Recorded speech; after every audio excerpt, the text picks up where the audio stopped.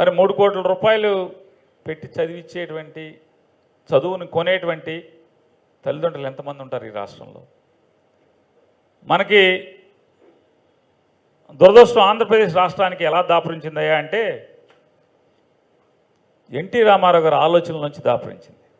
అంటే ఎన్టీ రామారావు ఏం చేశాడంటే పాప ఆయన పైన ఉన్నాడు కదా అంటే మరి ఇట్లాంటి వాడిని అల్లుడిని కాకుండా ఇంకెవరికన్నా ఇచ్చుంటే కనుక మంచి అల్లుడు వచ్చేవాడేమో కదా. ఈ చంద్రబాబు నాయుడు గారికి పిల్లని ఇవ్వాలని ఆయన ఆలోచన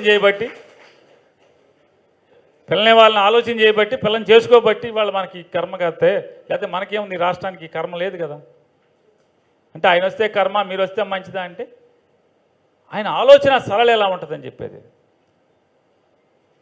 ఏ రోజు కూడా ప్రభుత్వం అయితే బాగా చేస్తుంది, ప్రభుత్వ సంస్థలు అయితే మాత్రమే బాగా పనిచేస్తాయి, ప్రభుత్వం చేత నడపబోయి ప్రజల కోసం నడపబడేటువంటి సంస్థలు మాత్రమే ఈ రాష్ట్రానికి దేశానికి అవసరమని ఏనాడు కూడా నమ్మినవాడు కాదు.